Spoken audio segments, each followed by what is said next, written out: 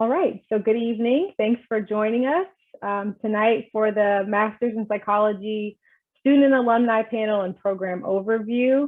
My name is Shelby. I am the Senior Admissions Counselor here at PAU, and I work with our Master's program. So if you've already applied, if you're thinking about applying, you and I will definitely connect at some point along that process. So I'm really happy to have you all here. We're going to talk through the program a little bit so you'll learn more about the actual program itself, and then we'll hear from our students and alumni about their experiences in the program or after the program or what they plan to do next. So with that being said, we'll go ahead and jump into introductions. So if everyone could share their name and if they're current, well, everyone on the panel, if you could share your name and if you're a current student or alumni, and then we'll go from there.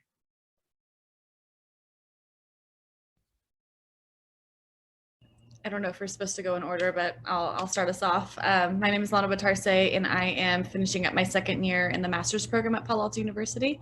And I think that's about it, right? Yeah. I'll go next. I'm Alexandra Russo, and I'm a first-year student in the MS program. Hi everyone, I'm Victoria Gwynn. I'm an alum of the alumni, I don't know the wording, but of the MS in Psychology program and currently a second year in the PhD program. So I did the transition from MS to PhD. Hi everybody, my name is Murphy. I also did the MS transition to the PhD, so alumna and current student. Nice to meet everybody. Everyone, I'm Rosie, and same as Lana, I'm a second year in the MS program. And Dr. Bungay, do you want to introduce yourself? Yes, I'm Eduardo Bungay. I'm the director of the MS program and the associate chair of the Psychology Department of Psychology. And most of my research has to do with the integration on psychotherapy and technology. So if you want to learn more about it, I will put the link to my lab there in a minute. Awesome. Thanks, everyone, for introducing yourselves. And yeah, we can jump into our presentation, our program overview with you, Dr. Bungay, and then we'll move into our panel, question and answers, and all that good stuff. So thank you. Thank you. I just put the link to my lab there in case anyone is interested, and I will start sharing the screen in a minute. Can you see it? Can you see the PowerPoint? Yes. Okay, good. So this is going to be an overview, and you have the privilege of being the first students and candidates to see this presentation because this has been just approved on Tuesday. There are some changes in the MS program that I'm excited to share with you. So the MS program will have now 3 concentrations. So everyone gets an MS in psychology degree, and you can choose or have one or more of these concentrations. One is technology and mental health. The other one is forensic psychology, and the other one is the PhD preparatory track. And this is what you can get with an MS degree. It's basically you can work research, you can do teaching, you can work on media, education, healthcare, forensic settings, correctional settings. And we have many students working lately in tech and mental health on user experience research. That's why we just added and we included this concentration on technology and mental health. But we have students working in big companies doing very interesting projects. If you search in the website of the MS program, you will see some of them, and some of those are here today too. And if you go into the PhD preparatory concentration or track, what is important to know is that this is the equivalent of the first year curriculum in the PhD program. So instead of having 47 units in 1 year, very intensive in person, you have them spread out throughout 2 years in a more gradual way online. Yes. Something that is very important is that this is a preparation for transition into every PhD program. and some students opt to go into the PhD program at PAU, and some students opt to go to other places with those programs. And we have someone today that got accepted today to a fully funded PhD program, so that's going to be very nice. Yes, and you can transfer some of these units to your future PhD programs. And of course, if you transfer within PAU, you transfer all those units. One thing that is always very important to know, because you don't want to sell any false expectation, is that being admitted into the PhD does not mean that you're going to be admitted into the, being admitted into the MS is not a warranty that you will be admitted into the PhD program. There are some prerequisites that need to be fulfilled, and you will understand that in a minute. So I will show you now the program structure, and I will talk about those prerequisites. During the first year, students take the same classes, so you don't have to make any choice about which concentration you want during the first year. Small caveat, I will mention it in a minute. Once you finish the first year, you choose whether you're going to go into the PhD preparatory track. If that's the case, you need to sit for an exam that is the Research Methods Comp exam, in which you will have kind of an exam that includes Research Methods 1, 2, and 3 that you've been taking throughout the first year.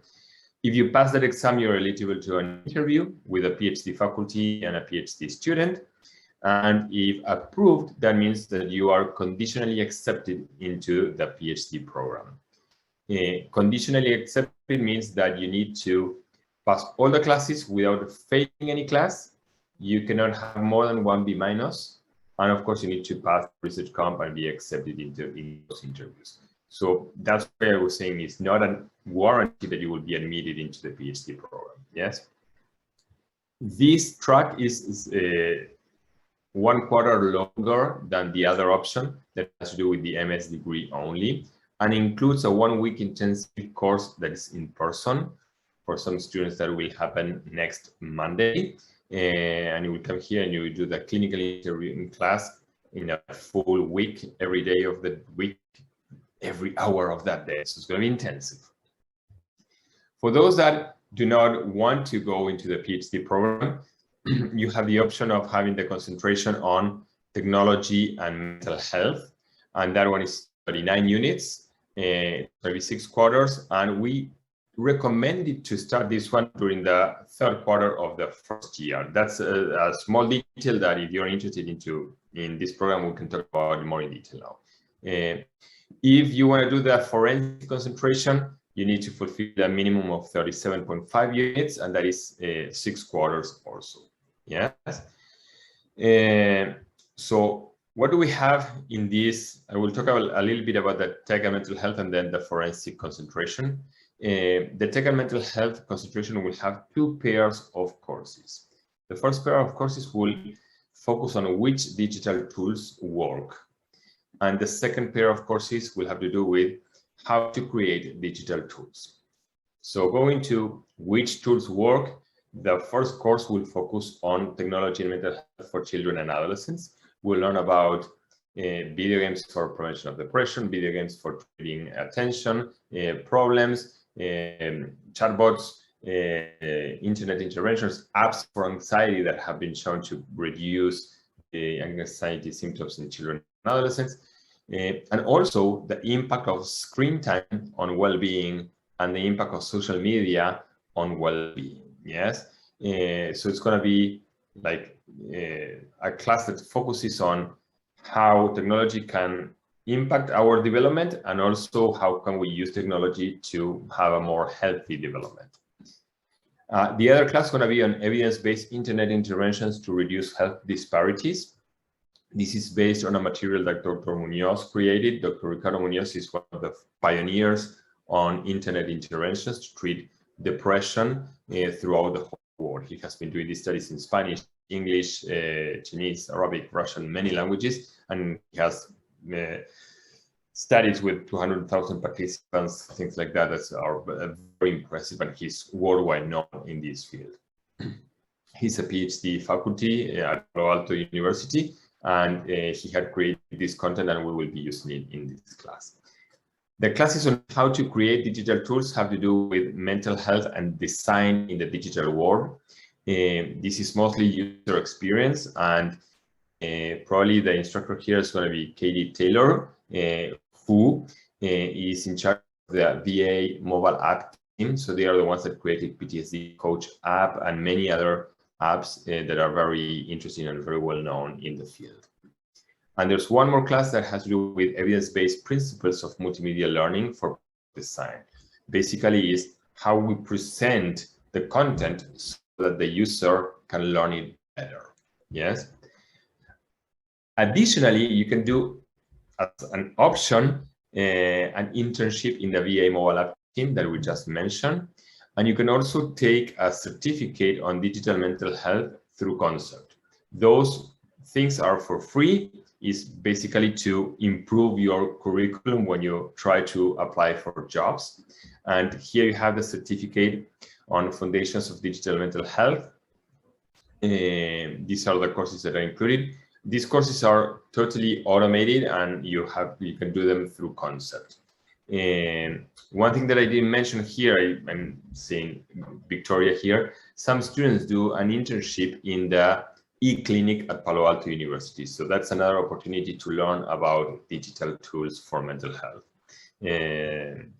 Okay, and the forensic concentration includes 2 classes, 3 units each class. One has to do with introduction to forensic psychology.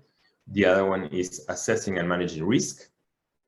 And additionally, you can take a little bit over 200 courses through Concept. Concept is our platform for continuing education, and it has plenty of courses on forensic psychology. Here I put only a list of some of them, but all these courses are for free for the PAU students. So this is good because you can, if you're thinking of working in the forensic field, you will be able to have your MS degree and additionally many certificates of skills that may be useful for you in that area. So that is the overall structure. I will talk a little bit now about how we conduct the classes. But do we have any questions so far before I move forward?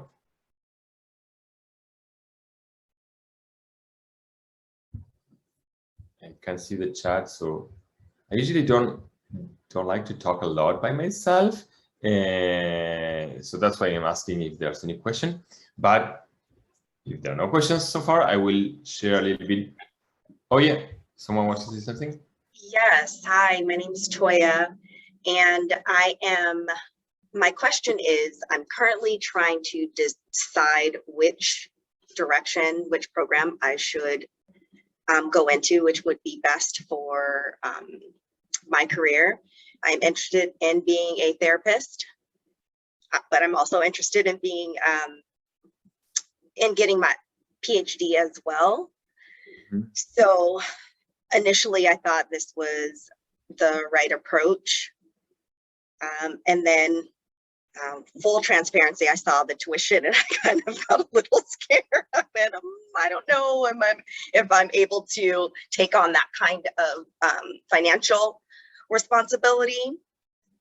So my other thought was MS in counseling with marriage and family therapy.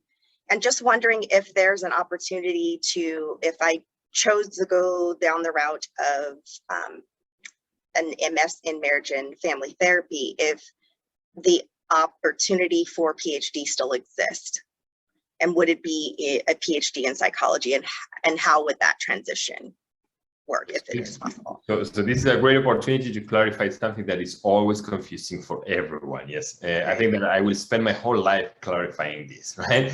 The MA in counseling is a program that you take, and it will train you mostly on being a counselor and will give you a lot of clinical tools. And it's a 2 or 3 years long program. Yes.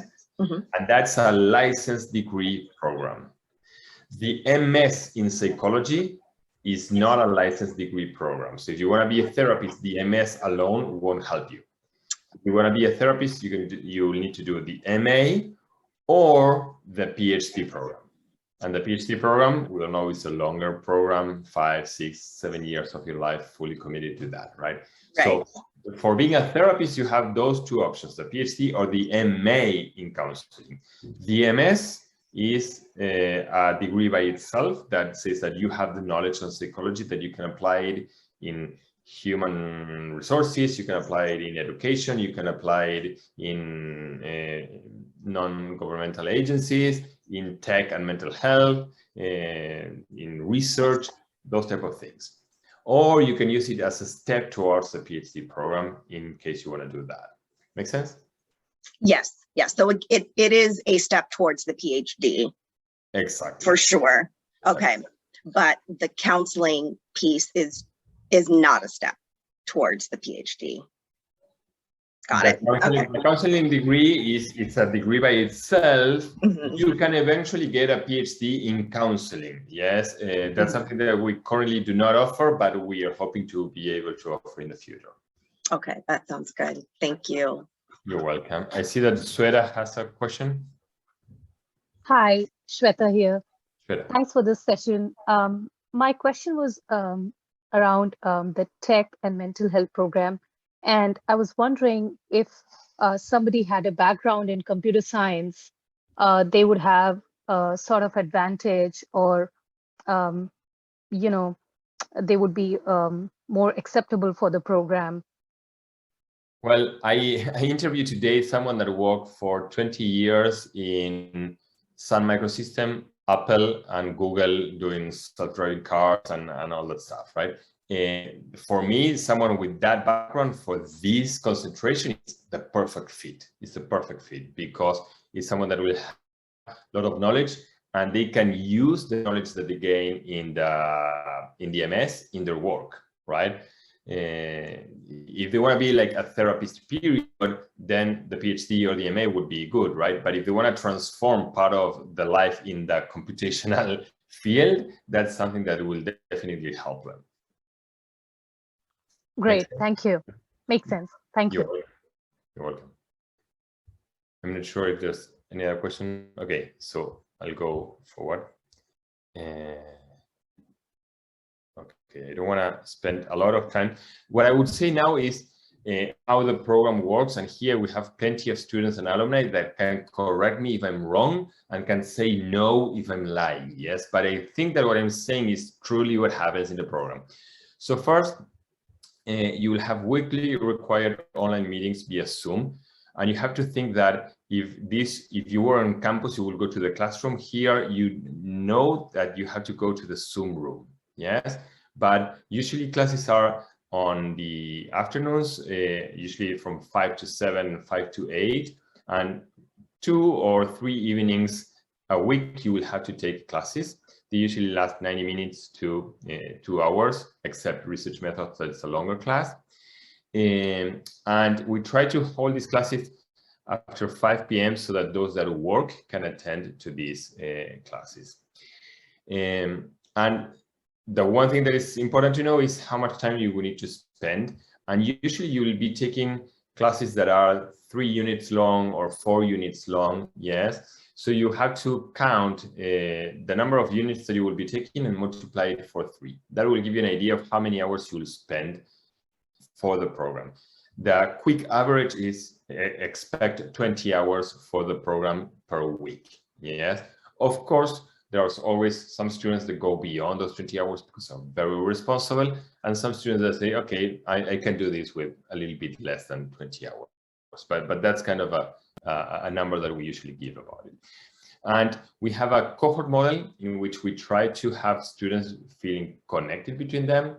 A big challenge of online learning is that you may be alone and feel isolated, and you don't have that exchange that you have in a regular campus that enriches a lot your learning program, right? Your learning experience. So we try to have a cohort model and make you feel connected to your cohort. So we do a lot of work on social presence. And here I will share one picture. I should have blurry some of those faces in case. But we use Workplace. That is a platform to have people being connected. It's like Facebook, but only for the MS students. And we share lots of things there on papers that we're reading, research studies that are looking for participants, research opportunities for the students, job opportunities, and announcements about the programs and all sort of things. Yes. Alex, I see that you're laughing. Are you going to say something about that picture? I put it in the chat. I said, okay. Thank you for posting that picture, Dr. Bungay. This picture is, there are some MS students that are actually in the campus that came to visit, yes? So that's a little bit the overview of the program. The one thing that I want to say about social presence is that for me, it's very important that students connect between them with the instructors and with the university. So instructors, we always have office hours that you can book. Let's say, for example, with me, if you want to book an office hour in my email, I have a link. Yes, you click there and you appear in my Zoom meeting, and that's it, right? You don't, it's like, instead of knocking the door in the campus, you will click in the computer and I will be there. Yes. In terms of connecting students between them, we always try to have assignments that have to be done in pairs or in groups during class time and outside class, so that students connect and discuss the cases between them. We use this social network, and sometimes students are getting together to have study sessions, for example. They meet over Zoom, or sometimes they meet in person when they live close by. But the idea is that we want you to be connected to your classmates, because there's where a lot of things, interesting things happens. And in terms of connecting to the university, we offer Zoom meetings for every event that happens in the university.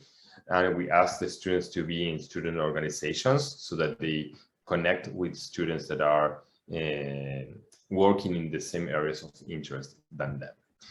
So that would be it. I don't want to talk too much, and I want to give spaces for the alumni and the students and the candidates. Thank you. Thank you, Dr. Bungay. That was fantastic.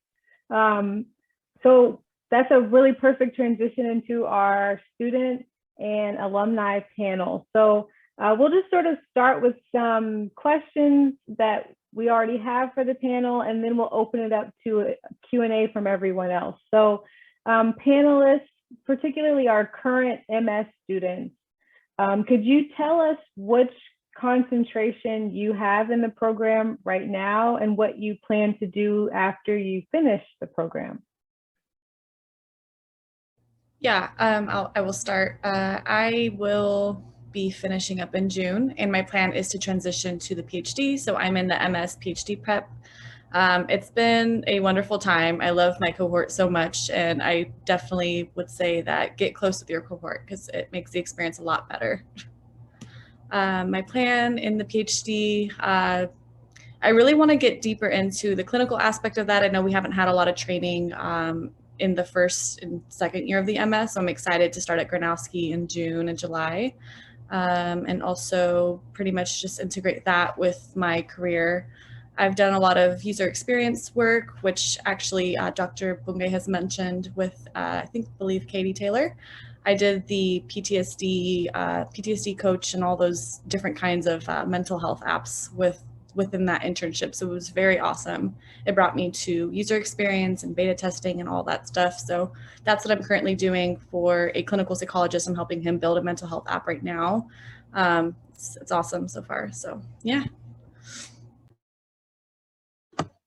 So similar to Lana, I'm currently in the PhD track, but as Dr. Bungay mentioned, one of the students in the MS program have been accepted to a fully paid program, and that's me actually. So my plan was to continue with PAU, but I think at this point I will be switching because the school that I'm accepted to is more within the orientation of research that I want to do. And so that's something I think a lot of students will need a battle between when they're in this position where if you do apply to different schools during that transition, and there's a school that probably meets different needs or more within, you know, what you're trying to do is research. I currently work with Dr. Munoz, as Dr. Bungay mentioned, that he does a lot of online interventions, and it's something I've loved, but I'm trying to do more within holistic health as well, and that's always been my major research interest, holistic health and resilience. And so that's why I am thinking of going to the school that was recently accepted to. So my plans will probably be changing within the next few weeks. Very unexpected, good change, but yeah, I think you know, these decisions will probably come to a lot of students, especially when they're thinking about what concentration or what track they want to follow. And so, you know, I'm still in that debate, but I think as long as you know what you want to do, or even if you're exploring, right, just kind of go with what calls you the most, because at the end of the day, right, these are the decisions that will lead you to a better path, and you don't always have to take the right path.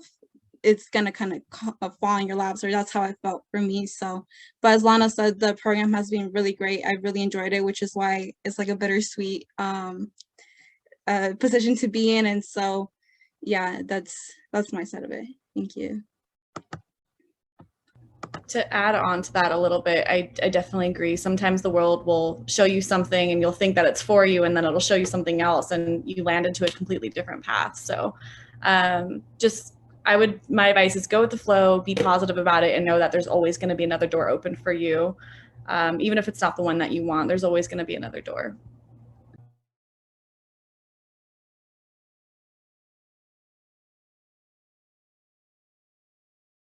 And Alexandra, do you want to share with us? Sure. Yeah, your current track? I was wondering if the alum who are more advanced wanted to share their experience first. So I'm the junior here. I'm not on a track yet, since I'm in the first year and still exploring all the options. My concentration idea is to go on to the PhD program, but as Dr. Bungay said, there are a certain number of prerequisites that you have to fulfill. So as long as those are not completed, I will not advance my position into that. I've discovered, and as Lana said, I'm trying to go with the flow, and I've discovered a lot of different things. I had no idea about technology. I'm learning a new language with chatbots and discovering all the tools that we can use in psychology aside from the traditional tools we have. And I find that super enriching and fulfilling. So yeah, I would say I love my cohort too. I've made great Zoom friends, and that picture that Dr. Bungay shared was the first time we met in person, and we had a great time. We have a lot of study sessions, weekly, bi-weekly, multi-weekly together. We connect really well. It's a great cohort, great program. Love the faculty too, who are great professors and very enriching as well. So yeah, pretty much. Thank you. And just to answer Toya, just an additional comment to Toya's question. It's true, there's the MA and MS, and not to be mixed up depending on what your choice will be. One thing to know is that credits will transfer from the MS to the MA if you decide not to move on to the PhD. The other way around is not true. Credits from the MA do not transfer to the MS, because there's that big research methods part that does transfer one way, but not the other, just for you to know. Thank you. One clarification about that, there's a specific amount of units that can transfer from the MS to the MA. You cannot transfer all of them. That's a detail that we can talk about later. Thank you. And now from our alumni, if you could tell us what track you were on, if you have a specific track, what you've been doing since you finished the MS. All right, Murphy's saying I go first. So I was in the PhD transfer track, and when I was in the program, we unfortunately didn't have the other two tracks, or else I definitely would have been on the tech track. I think it's so cool. Actually, as Dr. Bungay mentioned earlier about the e-clinic, I became a student assistant in the e-clinic during the MS program, and it introduced me to the intersection between psychology and technology, and really just sort of sparked my interest in where that could go. I'm interested in working with older adults long-term, so that was in particular of interest to me as things progressed with the pandemic and technology, and noticing that our older adults were kind of being left behind and not able to connect as easily because of those sort of education gaps as it relates to technology. And then you could see those deficits even more so when it came to telemental health. But since I've been in the program, or since the MS program, I moved from Boston. So I started the program in Boston, moved to California in the last quarter of the program so that I could start clinical training in the summer. So I've been here in California working at the E-Clinic, started at the Sexual and Gender Identities Clinic at Gronowski, which has been an incredible experience. Hands down, one of my favorite experiences at PAU. The training at Gronowski in general is really good, but the SGIC, the Sexual and Gender Identities Clinic, just really does a great job. And I am also going to be teaching pretty soon in the PAU undergrad, so that's really exciting. And yeah, it's been a whirlwind, that's for sure, but it's been a really exciting whirlwind in the last year or so. Victoria, if you don't mind me putting you on the spot a little bit, both you and Lana now have mentioned Gronowski. Could you give us a little bit more information about what that means? Yeah, sorry, I'm just kind of throwing that around. So Gronowski is the training site where PhD and PsyD students do our clinical training in the second year.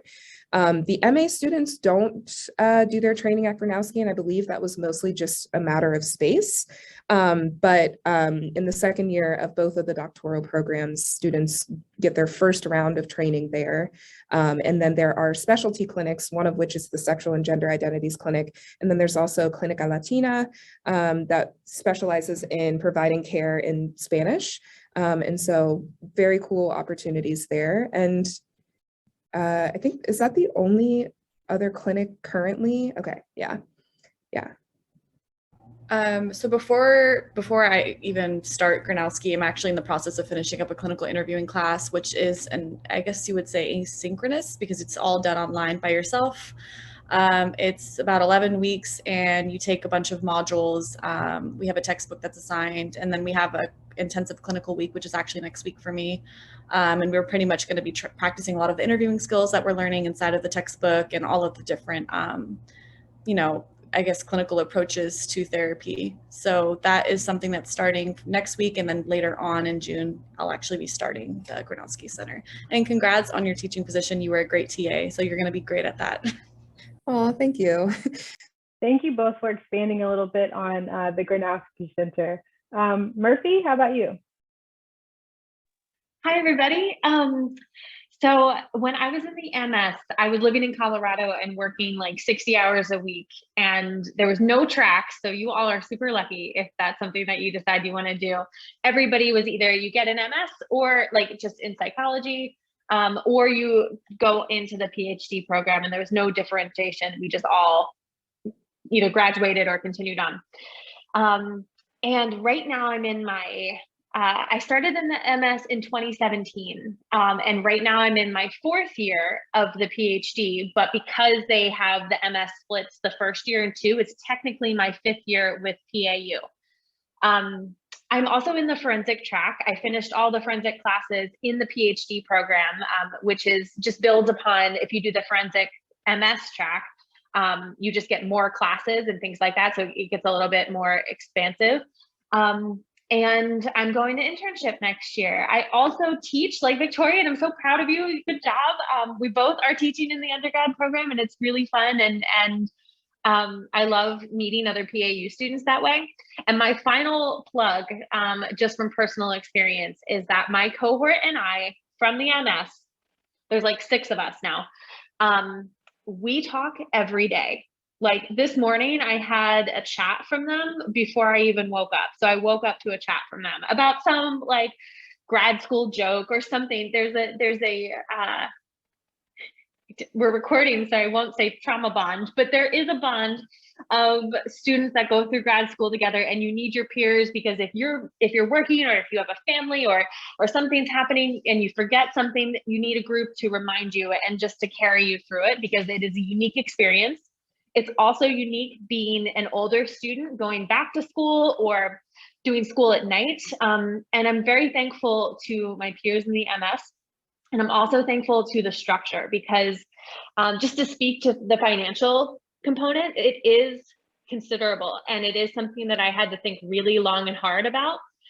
But for me, the MS was beneficial, like Dr. Bungay said, for both having the time and the ability to really think about your coursework.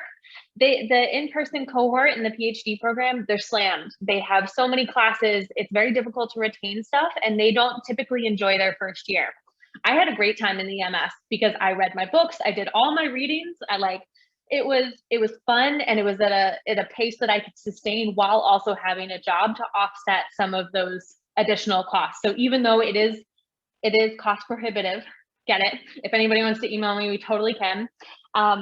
But I think it was important as part of my transition and process, because it also allowed my partner and I to figure out our lives 2 years in advance before we moved from Colorado to the Bay Area. So it was beneficial, very much so, for my eventual PhD process. And so I'm really happy. And right now I'm at work. I'm in a hospital right now for practicum. So sorry for the mask and all that.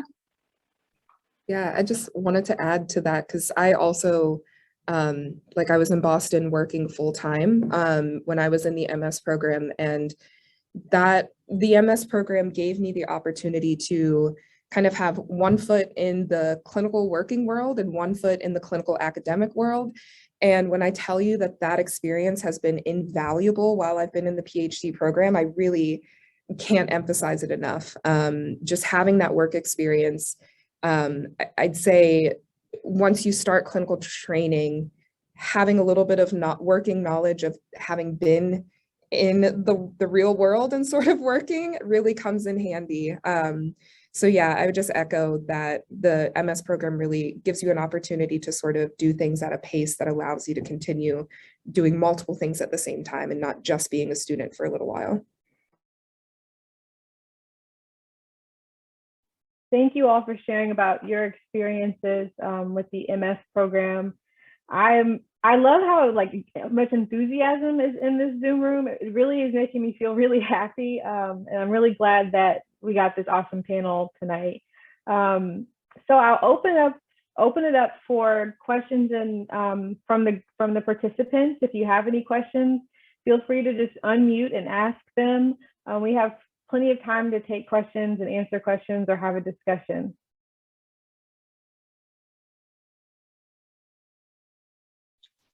So I'll ask some follow-up questions.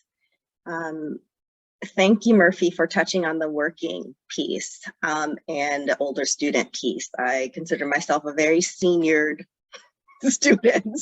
I am definitely the gray beard of education for me. I have 2 older children who have graduated college already. So navigating, I work full time, I'm an HR manager. So the thought of going back to school and managing a mortgage and some semblance of a life post-COVID is a little scary. And so what intrigued me so much about PAU is that I saw that there was distance learning that was geared towards working adults, which I've been struggling to find. I also quasi work in education. I work for the California Community College's Chancellor's Office. So there's all of this, the things that I kind of recognize across the board in education. But for me, what intrigued me the most was the fellowship, PhD fellowship program. I thought, whoa, I would love to be able to do a fellowship at Stanford and be in a cohort type of designed program, which I've been in the past, and it's really, really beneficial. So I agree with the alumni and the current students. There's nothing like finding your tribe. My thoughts, though, if anyone has any advice, is how do you work and balance work in the PhD program? I appreciate the MS program kind of giving you that space, but what does that look like? And does that mean I need to move? I live in California currently. Does that mean I need to relocate to the Bay Area in order to continue? if I was interested in moving into that PhD fellowship program, how any advice would be helpful, because I'm still on the fence. Yeah. Yeah. Oh, do you want to go first? Sure. I have a couple of thoughts. So my first thought in regards to working, it is challenging to work, but there are people who work full time. One of my really good friends who was in the MS program with me and now in the PhD program with me is still working quite a bit. She works 1 day a week during the middle of the week, like on Wednesday, and then works every other weekend at a corrections facility. And before that, she was doing more. She actually only recently cut down because of how heavy the workload is. But I will say there's also, I think it really depends on the person. And it sounds like you're used to holding multiple positions and, holding multiple hats and sort of managing that. And I think that will serve you well, because when you're a PhD student, you have multiple hats. You're a researcher, you're a clinician, you're a student. And so you have these 3 hats, and then you're also an employee, right? If you're working. But if you're used to balancing those things, it might take you a little bit to sort of find your stride with the learning curve of like being a student again and learning your clinical skills. But in my experience and from watching my peers, everyone has found their balance. And so that was one thought. And then there was another, moving. The other thing about moving, you probably will have to move to the Bay Area primarily because of the practicum, the 3rd year practicum in particular, and well, actually 2nd year as well, because you would have to be able to be in person to be at Gronowski. Our cohort, my cohort, because of the pandemic, we've actually never been in person in classes or at Gronowski. So we had kind of a weird experience with that. But the plan is for folks to start going back in person next year. So you would have to be closer to the Bay Area. But there are also students who live in like San Francisco and Oakland and commute in. So you don't necessarily have to be like right in Mountain View or right in Palo Alto, but certainly close by would be best. And then for 3rd year practicum, you could be pretty much anywhere in the Bay Area, including like Sacramento, Northern California, Monterey. There are some sites. So that's the other thing too, is that there would be a potential for you to have to either relocate or just like move to somewhere a little bit central when you first get to the program. So that way for your 3rd year BAPIC sites, BAPIC is just the term that we use for practicum sites. It's an acronym, but it doesn't matter right now. But for those sites, you would have, a little bit more options if you lived closer to the Bay Area. Thank you. Okay, sorry. Yeah, go ahead. Lana, no, please go ahead. Okay. So my experience with the MS, I've had a lot of flexibility with the ability to work. I've been able to maintain 2 positions and try to start my own business while being in the MS. It's definitely challenging at first until you get your groove, and it does take a few weeks to really feel like, okay, I'm becoming familiar with this teaching style, I'm becoming familiar with the studying. So I would say give yourself a moment to just catch up with everything before you go fully into, immersing yourself with school work-life balance. It does take some time, but it's very doable. And it actually feels good when you're doing both, because when you're just doing school, it kind of, it messes up your routine. So it's definitely good to be working and to be doing the classes. I've enjoyed it. And then as far as moving, I thought it was going to be way more stressful, but I'm actually moving out of Sacramento next month, which is kind of stressful, but I'm excited to be close to the school and finally be able to be with my cohort. So. Yeah. Sorry, Alex, go ahead. Just to add on top for balance, same thing. I would say, I think Lana was very fast in adjusting. It took me a quarter to adjust. Was quite overwhelmed the first quarter going back to school after so many years. but it's like, don't give up. And by the second quarter, you feel much more relaxed and you feel that you have things handled and everything's good again, and you've got your balance back. And towards thinking, if your idea is to join the PhD prep track, there's so much happening during those 2 years of MS. As said again, if you go with the flow, you'll discover so many more options that, you know, maybe by the end you'll think you're not doing this. So thinking too much ahead is sometimes, in a way, anxiety triggering, and I'm very much an ahead planner, but I've learned from all my peers in the cohort and my TAs and everybody, just, you know, go day by day, start the track, and things will be fine. Thank I'd you. like to second what Sasha mentioned in the chat. What amazing example you both are setting for your children, a strong, capable woman.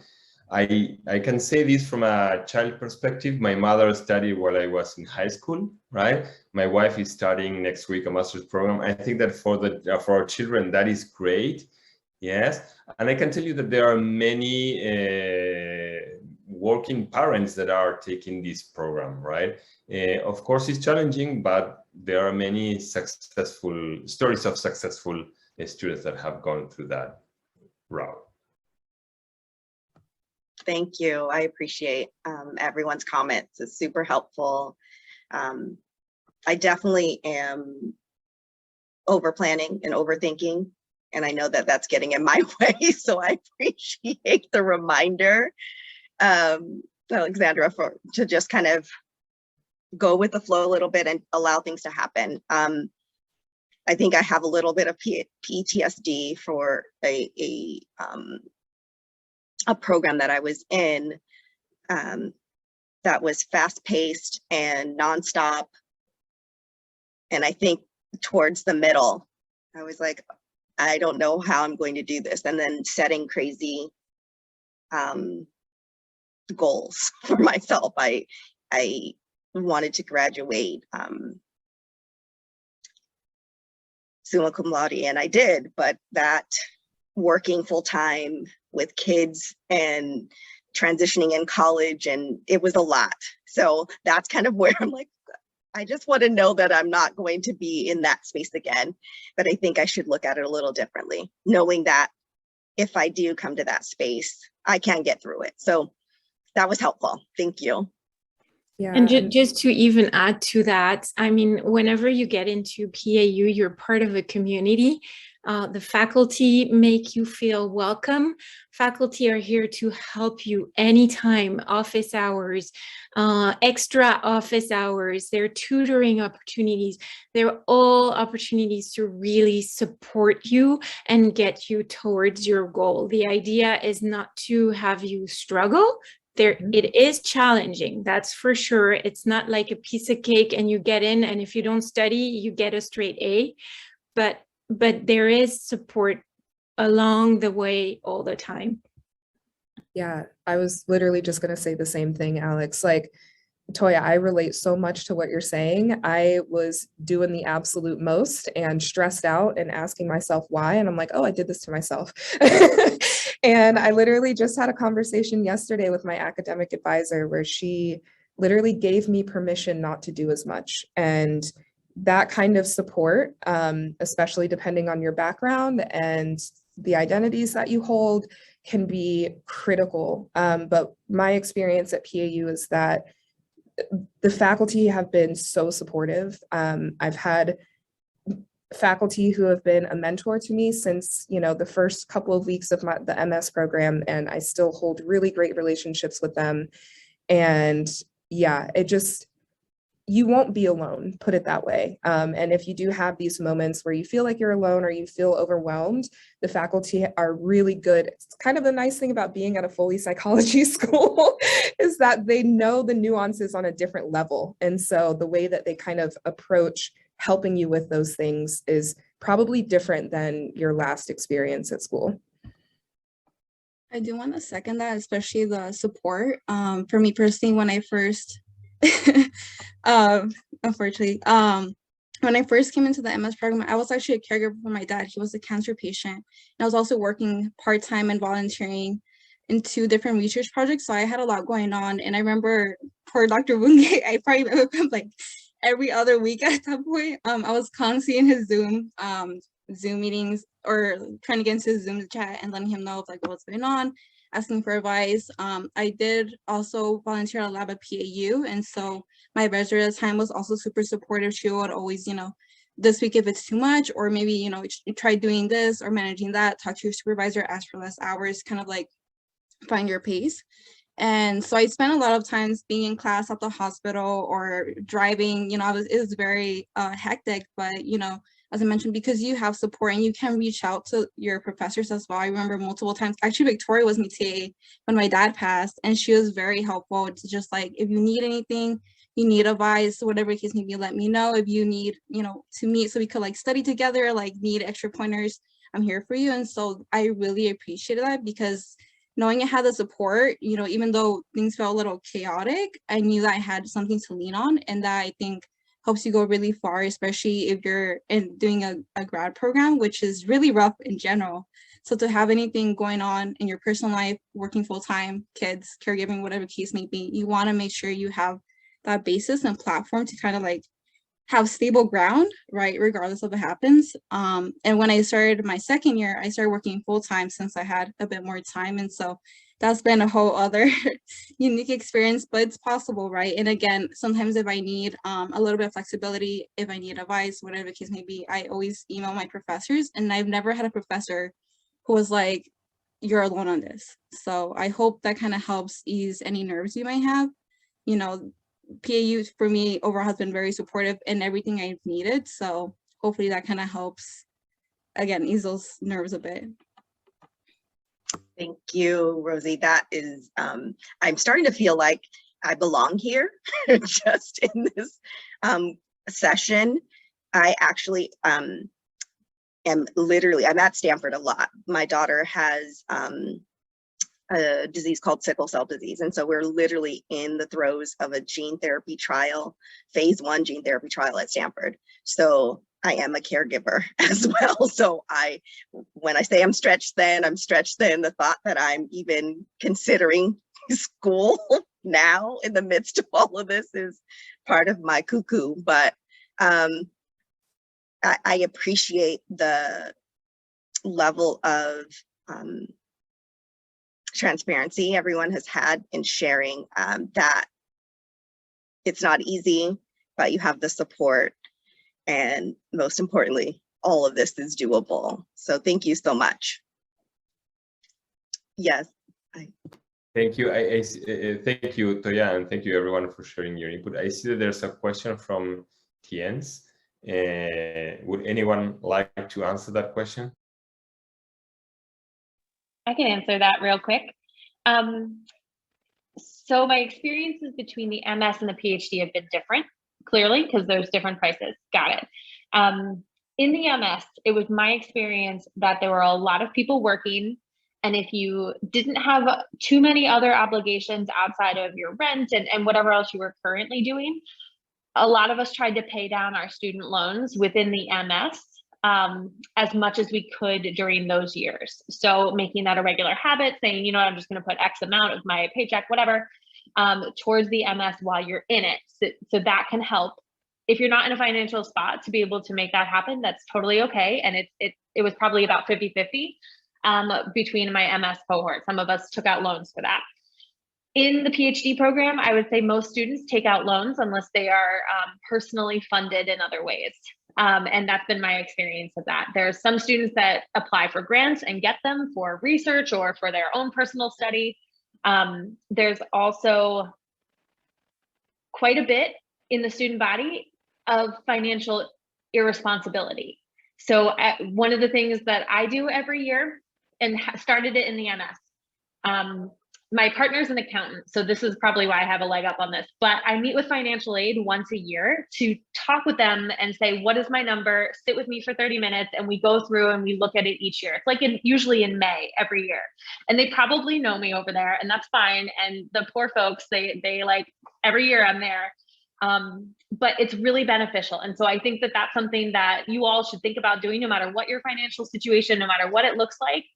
Every year I learn something new.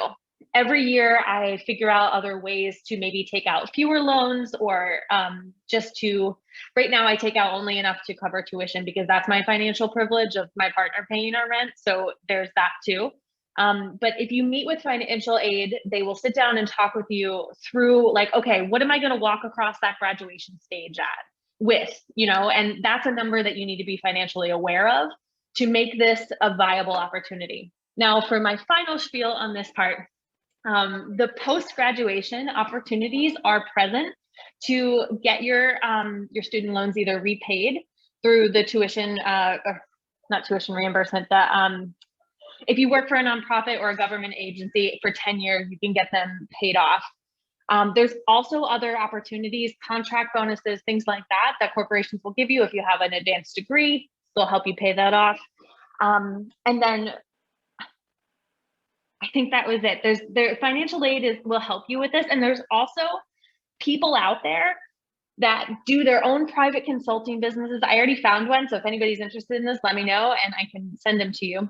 But they basically work with PhD students in psychology only to help you pay down your student loans. And you pay them, $500 after graduation. And they say, here's your plan. This is what you should do. We'll figure it out for you. So that, I think, is an untapped thing that nobody really talks about because it's unknown, and it's totally okay, because who would think that that was a job? But they're out there. There's private consultants that you can hire just for a one-off, just to help you manage your financial situation, whether you're in grad school or outside of it, with a specific grad school student loan lens.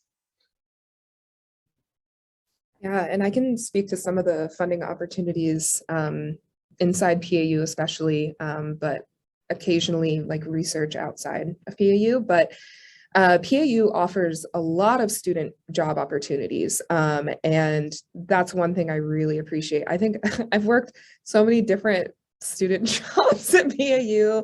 I'm in admissions, DEI admissions committee, student assistant for the e-clinic. Yeah, so there are lots of student job opportunities.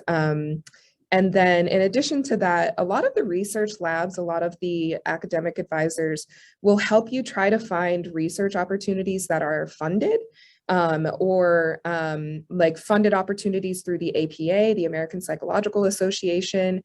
So for example, I was recently brought on board to help with a survey through Division 20, the Adult Development and Aging Division of APA, as a research assistant. And through that opportunity, it's, $1,000. So nothing to sneeze at. And then additionally, there's an opportunity that just came up in our lab for a student to travel to Cambodia and do research. And there will be a stipend of $15,000 to $20,000 for that project. So there are lots of opportunities, and some of them are sort of serendipitous, where it just kind of depends on, the timing of whether or not you can go and if it fits with your professional goals.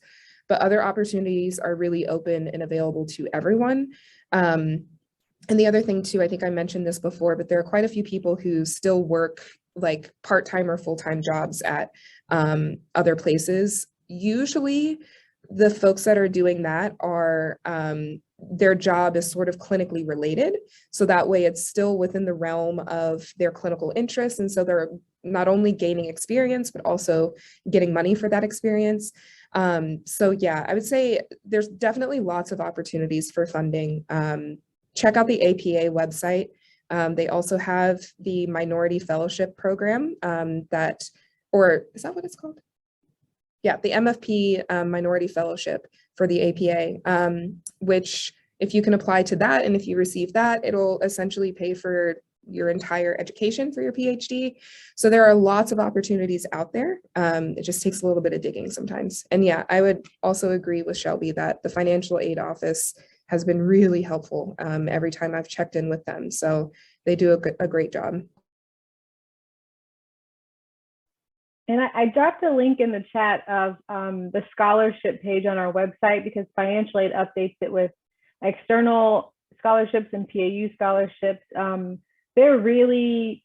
they want to be helpful. They want people to get as many scholarships as they can, as much funding as they can. So yeah, they're available to speak with of course current students, but they'll also speak with prospective students if you just have questions generally about paying for school. So definitely reach out to them if that's something that you're thinking about. So we have just a little bit left. If we have maybe one more question before we wrap up for the evening. Or final comments.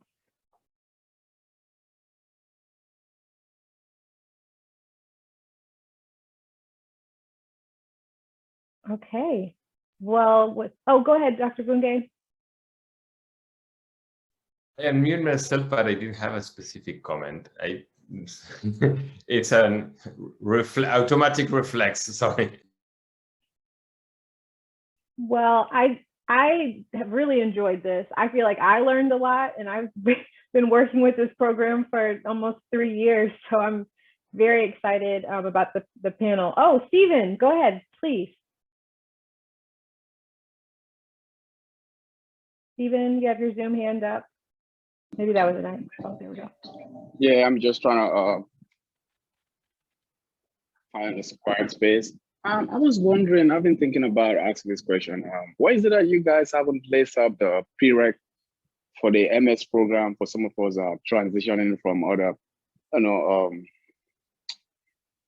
from other areas that we did in our bachelor's degree that are not related to the MS program, the psychology program? I missed the first part of your question. Did you ask? You asked what? Did you ask what the prerequisites are? Yeah, I've already been told. I was just wondering, why is it that you guys don't lace it up with the program though? Like you guys don't offer it, so by that we wouldn't have to go back, maybe finding community colleges around or the institution to offer those prereq. I see what you mean. Go ahead. Yeah, because I'm entirely new. I'm fascinated by the program, because it speaks a lot to my desire, what I want to be in life. So I'm from Africa. I just moved here a few years ago. I stay in Sacramento. So I've done my research around and find you guys. You're one of the best. So yeah, I'm kind of more, but I'm thinking about this prereq because I was told I have to go and do like 3, something like that out of the 5. So I'm wondering like, why didn't they offer it so that we can just, you can just get that one done and you come on board with your application and you start a course. Yeah, that's a good question. So the prereqs have to be done before students can start the program. So that's why we don't offer them as a part of the program, but also they have to be completed so that the students coming in have a foundational knowledge and understanding of psychology before they jump into the master's level work.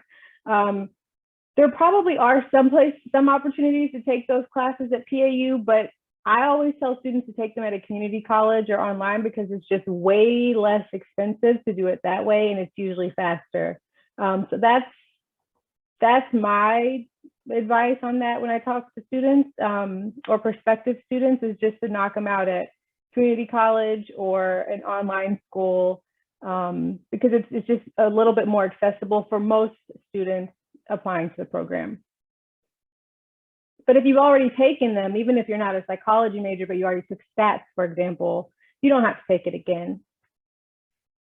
Yeah, I'm trying to actually take it, but I'm also, I don't know how long does it go, because I said courses here in America, they're pretty much new to me because I'm from Africa and I did my major in history and political science, so I don't know how long it's going to take me, and considering the time, I really want to come on board and get it. Maybe. Let me give you my email address and we can chat about it. I can make a quick comment on that to you, Stephen. I'm a foreign graduate as well, and I had to take these classes. So just make sure if you have taken them before, make sure that they really do transfer when you translate your diplomas, that it really translates into American credits.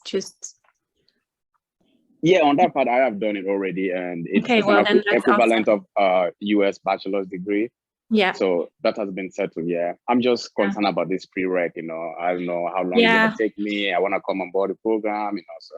And the prereqs, I can tell you, they're unwaivable. I'm a foreign medical graduate, so I had taken stats and I had taken psychiatry and everything. So the prerequisites are a prerequisite. There's no way around it. So thank you very much. Yeah, feel free to email me and we can chat more about what might be some good options for you in terms of finding the classes. That's a question I get a lot. So yeah, definitely reach out and we can chat more about it. Thank you for asking that. It's a good question. How do I get out to you after the program?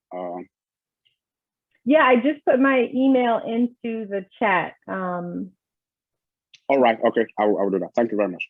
Okay, cool. Thank you.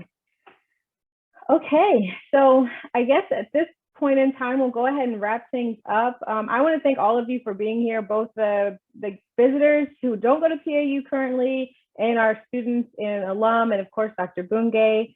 I put my email in the chat. Any of you can reach out to me at any point in time if you have any questions. I'm here to help. I'm really glad to talk more with you about the program. So yeah, just thank you. I'm very grateful for all of you being here tonight, and this is really awesome.